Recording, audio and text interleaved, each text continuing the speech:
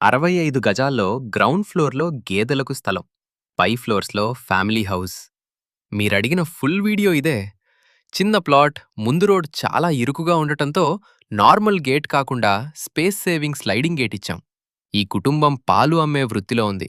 అందుకే ground ఫ్లోర్‌ని stilt ఫ్లోర్‌లా plan చేసి గేదెలు ఉండేందుకు ప్రాపర్ స్పేస్ ఇచ్చాం. ఇప్పుడు ఫస్ట్ ఫ్లోర్‌కొస్తే ఇక్కడ కాంపాక్ట్ 1 బీహెచ్‌కే ప్లాన్ చేశాం.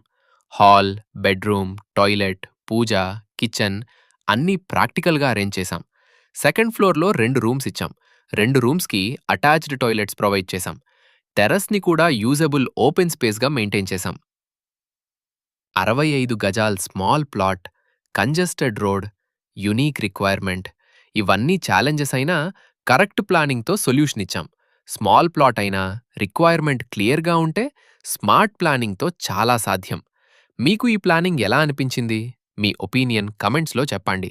ఇలాంటి రియల్ ప్రాజెక్ట్ ప్లానింగ్ ఐడియాస్ కోసం దివిజా కన్‌స్ట్రక్షన్స్‌ని ఫాలో అవ్వండి.